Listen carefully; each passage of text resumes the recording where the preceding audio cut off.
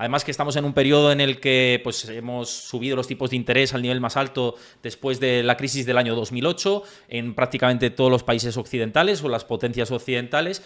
Y claro, está aquí el debate de si esta emisión de deuda va a ser una constante y si el sistema ya se tiene que mover en base a una emisión de deuda creciente e irremediable, o si se puede plantear de otra manera, ¿no? Es decir, si en definitiva es sostenible el modelo de emisión de deuda que bueno, estamos aplicando en Occidente desde hace varios años. Si quieres empezamos por Eduardo, por cambiar un poco el orden que hemos hecho antes en la primera cuestión. Eduardo. Muy bien, pues a ver, mi respuesta es que obviamente es sostenible y tenemos la prueba en todo el registro histórico. Es decir, has comentado, Héctor, esto viene ocurriendo de hace unos cuantos años, pero en realidad viene ocurriendo como poco desde la Segunda Guerra Mundial. Es verdad que quizás con un sistema monetario muy diferente y podríamos decir que en 1971, desde que se rompió el sistema de Bretton Woods, estamos funcionando así. Los estados funcionan a base de deuda y eso no es precisamente malo o no tiene por qué ser malo, porque también depende para qué se utilice eso, ¿no? Si se utiliza para financiar guerras, desde mi punto de vista es algo absolutamente malo, aunque no sea en términos económicos, sino en términos sociales, humanitarios, etcétera, etcétera. Entonces, la deuda pública, yo siempre he sostenido que no debería llamarse deuda pública, porque al fin y al cabo no es una deuda o no debería ser entendido así. Se confunde mucho la gente al hacer una extrapolación con lo que puede ocurrir en una familia o una empresa. Sabemos que una empresa o una familia no puede tener deuda de forma ilimitada porque en algún momento va a quebrar, no va a poder mantener esa situación. Pero es que los estados funcionan de otra forma. De hecho, la propia deuda de un estado soberano no tiene sentido tanto en cuanto está pidiendo prestado algo que solo puede crear él, ¿no? El ejemplo que siempre pongo, Reino Unido es un estado soberano, crea libras y luego pide prestado libras, pero en realidad la única institución que puede crear las libras es el Banco Central del Reino Unido, el Banco de Inglaterra. Entonces, en realidad está pidiendo prestado dinero que ha creado ya y que en realidad puede crear de forma ilimitada. No quiere decir que crear dinero de forma ilimitada no tenga consecuencias negativas, lo que quiere decir es que puede hacerlo, puede crear, y que cuando una persona, por ejemplo, un inversor chino está diciéndole o está prestando dinero al banco, perdón, al Reino Unido, en realidad está prestando con libras que en su día creó el Banco Central de Inglaterra. Por hacer una metáfora un poco tontorrona, pero que creo que se puede entender bien, el dinero desde 1971 es una especie de autógrafo que firman y reparten los estados soberanos. Entonces, tú cuando firmas un autógrafo tienes libertad y para crear todos los que quieras de forma ilimitada. ¿Qué sentido tiene que cuando tú creas autógrafo y los repartas, luego los pidas prestados? No tiene ningún tipo de sentido, no los necesitas. Entonces los estados emiten deuda, piden prestado la moneda que han creado simplemente por una operación monetaria para que el tipo de interés no esté más o menos controlado, pero en realidad no necesitan ese dinero porque lo pueden crear. Entonces el debate va más por otro lado, va más por la deuda es perfectamente sostenible, sobre todo la de países poderosos como Estados Unidos, Reino Unido o la eurozona en su conjunto.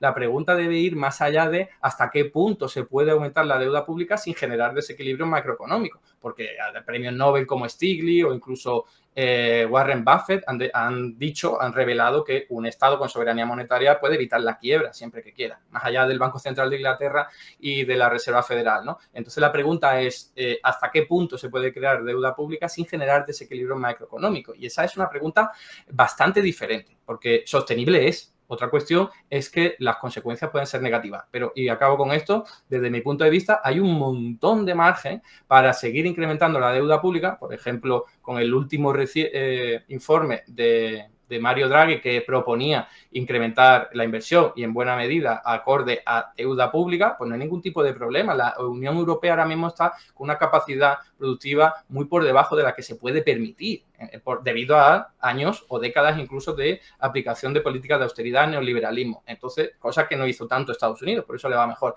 Entonces, la clave es utilizar los mecanismos de la deuda pública para hacer que tu economía funcione mejor. Y ya si me apura, yo diría para que la sociedad funcione mejor. Juan Ramón, sí, con respecto a esta cuestión. Bueno, empezando por el principio, si a una empresa la refinancian indefinidamente, esa empresa también de manera potencial se puede endeudar ilimitadamente. Por tanto, bueno, solemos decir, no, las empresas o las familias no se pueden endeudar ilimitadamente. Si hay quien les presta, sí. ¿Y quién les presta? Y lo mismo sucede con el Estado. El Estado puede endeudarse ilimitadamente. Si hay quien le compra la deuda ilimitadamente, sí. Eduardo dirá, no, pero es que aunque no le compren la deuda, puede seguir emitiendo moneda y podrá seguir gastando y podrá pagar toda la deuda que haya emitido emitiendo moneda para pagarla, lo cual es cierto si el Estado se despreocupa del valor de la moneda, salvo que, de nuevo, presupongamos que la demanda de la moneda que emite el Estado es ilimitada y que, por tanto, toda la moneda que se emite, que el Estado puede emitir toda la moneda que quiera sin que ésta se deprecie, porque toda ella será incorporada a los saldos de tesorería de los agentes económicos. Y yo creo que esto es algo evidentemente erróneo. Es decir, la demanda de liquidez por parte de los agentes económicos no es infinita. No es que sea nula, no es que sea muy limitada. Es amplia y creciente, pero no es ilimitada. Y por eso, si un Estado emite mucha más deuda de la que se demanda, eso generará inflación. Y si genera inflación, pues bueno, podemos decir que la deuda se paga, claro, la deuda se puede terminar pagando, pero a costa de deteriorar el valor de lo que en última instancia no deja de ser un pasivo del Estado, que es la moneda que emite y cuyo valor, por cierto, se compromete a defender, porque eso está en los estatutos de los bancos centrales emisores de esas monedas. De hecho, en un debate anterior que tuvimos, Eduardo ya expuso que en Argentina, si había inflación es porque la demanda de pesos, por razones culturales o idiosincráticas, no vamos a entrar en eso ahora, pues era muy baja, con lo cual, claro, si creas moneda y no hay demanda, pues eso genera inflación. Sin embargo, hay otro punto de lo que ha dicho Eduardo que me interesa tocar, porque aquí no termino de entender la coherencia discursiva, ¿no? Eduardo tiene razón en una cosa, y es si los recursos ociosos de una economía son muy altos, esa economía puede gastar más en agregado, por ejemplo, el Estado se puede endeudar o puede incluso emitir moneda, y si esa moneda se dirige a aumentar la producción agregada de la economía en el corto plazo, eso no generará inflación. Lo que pasa es que al mismo tiempo, es decir, que sí, que podemos imprimir moneda, podemos producir más a corto plazo, no digo que se pueda, pero teóricamente es factible y que eso no genere inflación. Lo que pasa es que Eduardo, al mismo tiempo, también nos está diciendo, por otras razones, que el mundo ya está produciendo demasiado, que no debemos ir hacia una economía que produzca más, que no debemos aspirar a producir mucho más, sino que más bien hemos de entrar en una etapa, no sé si decrecentista o de austeridad en el uso de los recursos para preservar el medio ambiente. Con lo cual, Eduardo está imponiendo una restricción en materia de recursos por el cual si el Estado gasta más, aun cuando potencialmente se pueda producir más, como no debemos producir más, si el Estado gasta más, lo hará a costa de que el sector privado gaste menos, porque la única forma en la que el Estado pueda gastar más sin que el sector privado gaste menos es produciendo más, pero Eduardo no quiere producir más. Por tanto, ahí es lo que no termino de entender.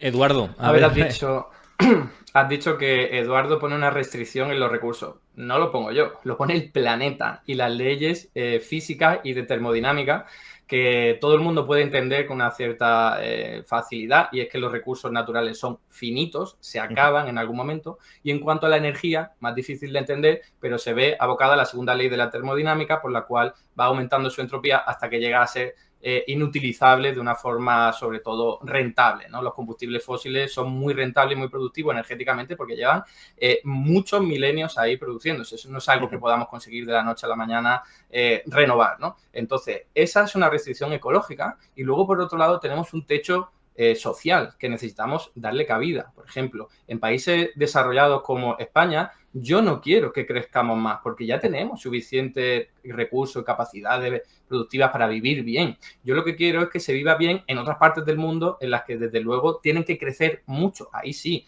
pero en sociedades occidentales capitalistas desarrolladas hay que decrecer, no porque lo diga yo, sino porque el mundo no admite más producción, y eso acabará ocurriendo, insisto, o sea, acabará ocurriendo de forma planificada, como preferiría yo que fuera, o ocurrirá de una forma de colapso, en el sentido en que ya no habrá más posibilidad y acabará apareciendo una especie de neofascismo ecológico que tratará de repartir los recursos naturales y las pocas posibilidades de vida que quede solo para los más poderosos, ¿no? Entonces, por supuesto que hay que decrecer, pero en términos energéticos y naturales. Y eso no quiere decir que vayamos a vivir peor, significa que vamos a vivir de otra forma. Lo que no tiene sentido es que hoy día comamos alimentos que vienen de la otra punta del planeta con el coste energético que ello supone, o que haya gente que viaje en avión privado de una punta a la otra, o que al fin y al cabo nuestro sistema económico pues se base en transacciones que abarcan un consumo de recursos fósiles tremendo, como es sobre todo el marítimo y el aéreo. Eso se puede cambiar y es más, se va a cambiar.